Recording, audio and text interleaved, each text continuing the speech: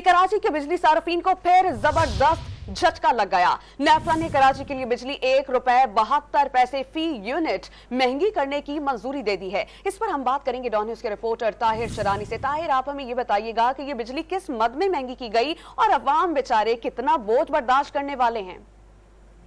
देखें, वफाकी हुकूमत ने नेपरा में दरखास्त दायर की थी जिसके मुताबिक गुज़श्ता माली साल की दूसरी और तीसरी सेमाई एडजस्टमेंट के बाद में मजमूई तौर पर ₹1.72 फी यूनिट का इजाफा मांगा गया था, जिसकी नेपरा ने मंजूरी दे दी है और नोटिफिकेशन के लिए फैसला वफाकी हुकूमत को भिजवा दिया गया है।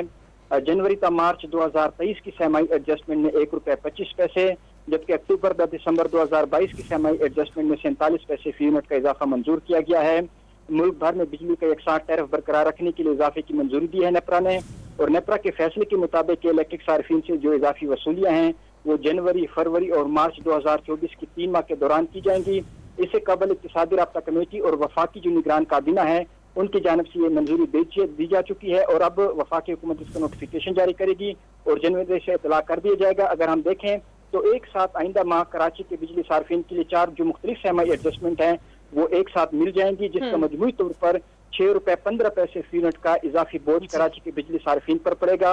अगर ₹1.52 का सरचार्ज भी मिला दिया जाए तो ये बोझ बढ़कर फी यूनिट जनवरी में ₹7.67 हो जाएगा, क्योंकि अप्रैल तक जून 2023 की सेमाई एडजस्टमेंट में फी यूनिट जो ₹3.28 का इजाफा है वो भी कराची के बिजली सार्फिन पर लागू है, जो मार्च 2024 तक वसूल किया जाएगा।